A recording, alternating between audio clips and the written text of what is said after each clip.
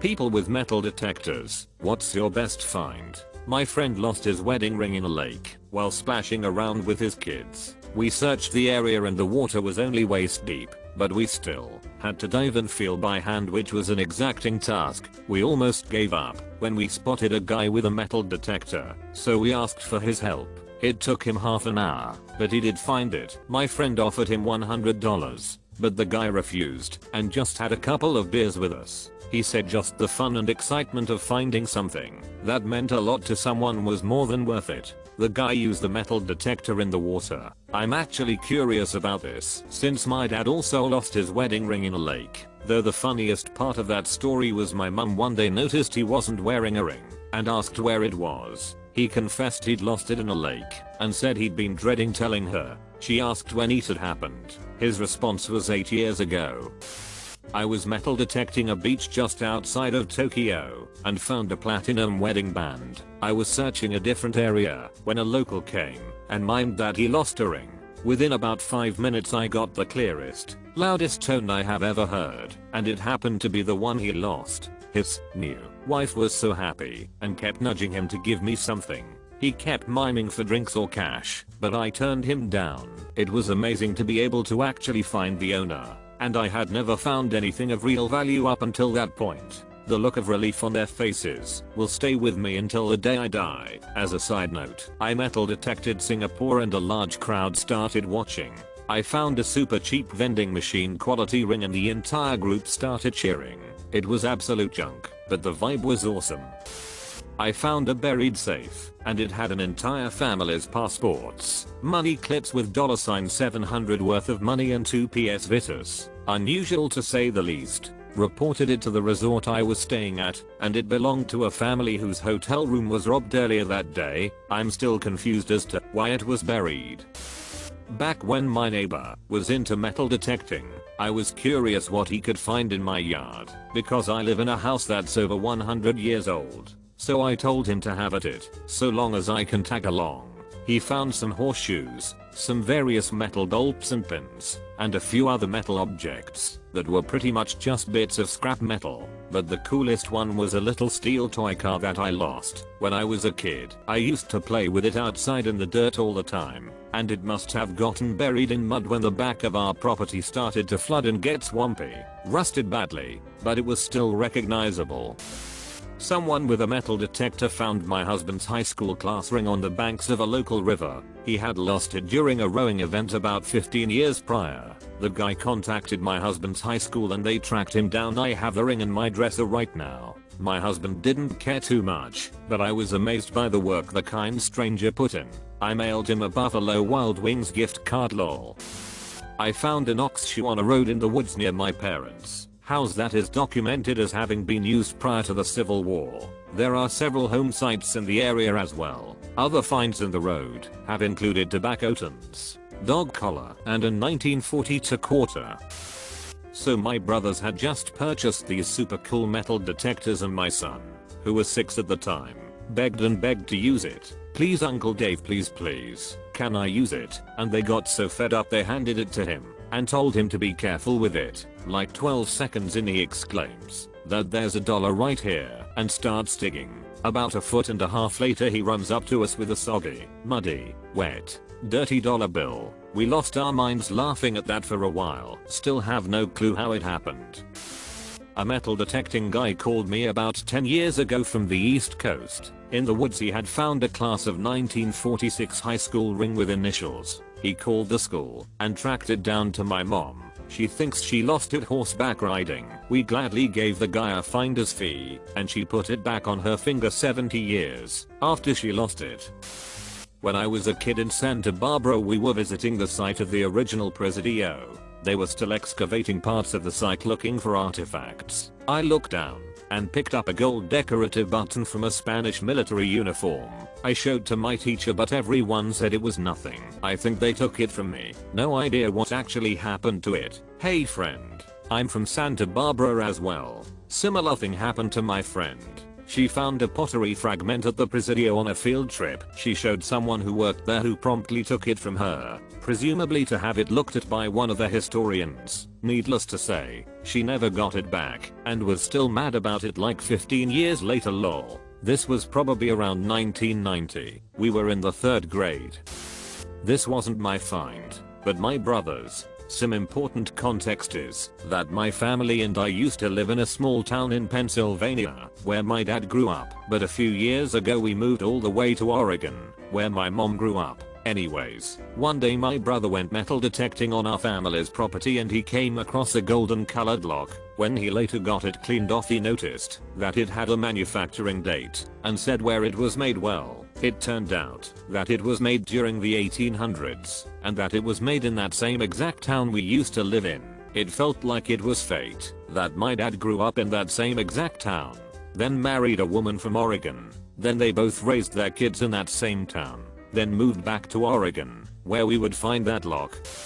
Not me post, but my employee at work. This guy just loves going to the beach and metal detecting. Spends his day baking in the sun and just enjoying the fresh air. Absolutely loves it and talks about it constantly. So I posed this same question to him and he said, "Man, that's tough. I'll bring my box." So he brings a cigar box with his favorite finds and he's got some pretty neat stuff. But nestled in the corner of the box is a diamond encrusted bracelet. Oh yeah, those are real and the metal's platinum.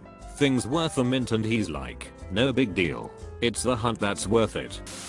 A buddy and I went out drunk metal detecting after a New Year's Eve rager a few years back and found a 14K gold ring that weighed in at 9 grams. It was in bad shape, but gold nonetheless. I ended up taking the ring to a jeweler to melt down to forge it into my wedding band, which I'm currently wearing. It also has bits of gold from my wife's engagement ring from when it was resized and my mother's old gold earrings. It's a pretty special piece and a memory I'll hold on to forever.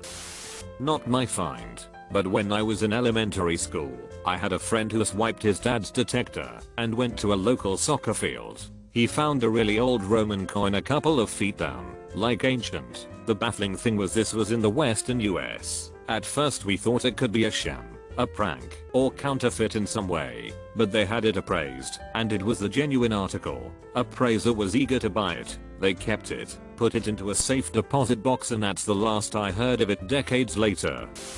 My dad used a metal detector on a beach in Suffolk, England. He had a very clear signal, so started digging. Every time he checked, the same signal came through, so deeper he went. After a while someone else took over, but lost the signal, so my dad had to show them how to use the device properly. It was soon discovered that only my dad could get the signal. It was then quickly realized that the metal being detected wasn't in the hole, but was the metal in my dad's leg that was put there when he had a motorbike crash. When my brother and I were about 10 years old, we were playing in our grandmother's garage and found an old metal detector that we begged our grandmother to show us how to use it. Surprisingly, it still worked after years of sitting in dust. My brother and I took turns scanning her yard and found an odd coin and small, rusted chunks of mystery scrap metal and were thoroughly excited. On our last pass, we scanned by a little lighthouse garden ornament and found a ring. We rushed in to show our grandma, who then broke down crying at the sight of her lost engagement ring. She had lost it years ago while gardening. That was probably the proudest my brother and I ever felt. My grandfather would take me metal detecting at a popular beach on a big lake whenever I would visit. His wife liked jewelry, and so he'd always make a quick stop to the mall. I'd get an ice cream cone, and he'd chat with the nice lady at the jewelry counter for some reason. He'd take me out and kinda help guide me. I found a silver necklace. It was crazy, still in the box and everything. It looked brand new. I was so excited I got to give my grandma a necklace. Smoothest gift giving ever from that old man. Miss you, grandpa. Growing up with a library of fantasy novels beneath my bed gave me the impression that vast caches of gold and jewels were stashed all throughout the world, and that a dedicated adventurer need only have the right tools to find them. While the harsh realities of adult life dimmed that perspective a little bit, I've always loved the idea that I could find buried treasure with very little effort. So when my mother asked me what I wanted for my 22nd birthday, I requested a metal detector. She wasted no time in teasing me about that decision, but she bought it for me nonetheless. The day that it arrived, I got a group of friends together and we all went down to the beach, intent on finding a fortune hidden just beneath the sand. Right away, we discovered that San Francisco's western shore was absolutely covered with metallic objects. Within 10 minutes of our arrival, my metal detector had helped us locate a corroded hunk of something which might have been a battery at one point, and a generous handful's worth of rusty nails. In fact, those latter items were so plentiful that we decided they were actually the larval form of a species which we dubbed sandworms. It was easier than accepting that the beach was a case of tetanus waiting to happen, I guess. We stayed out there for a few hours, until well after the sun had set, and as anyone who has been there can tell you, nightfall is when San Francisco's beaches become prime locations for bonfires. Our quest had been largely fruitless by that point, but my friends and I reasoned that, if we waited long enough, we might be able to find valuable trinkets, such as jewelry and the like, that drunken revelers had dropped. After another hour or so had passed, we made sure that the metal detector was working and set off on our next sweep. Now, I should mention here that my friends and I had a habit of dressing in dark clothes at the time, and as a result, we weren't particularly surprised when very few people noticed us making our way between pyres. This had the unintended side effect of making us seem like we were trying to be sneaky, which was exactly the wrong impression to give when as we walked up to one location and encountered a topless girl wrestling with one of her male friends. They were laughing uproariously as they rolled around in the sand, oblivious to the world around them. Truth be told, if we'd just kept walking, I'm sure that my friends and I would have passed by completely unnoticed. Unfortunately, my metal detector chose that precise moment to alert us to the presence of yet another sandworm. The eager beeping noise caught the attention of the topless girl and her wrestling partner. They rolled off each other, then stared up at me with wide-eyed horror, clearly embarrassed and perhaps a little bit scared at having been caught in such a compromising position by a group of black-clad strangers. "Oh, hi," I said, nervously clearing my throat. I glanced down at my metal detector. "Have you guys seen any gold coins?" They hadn't.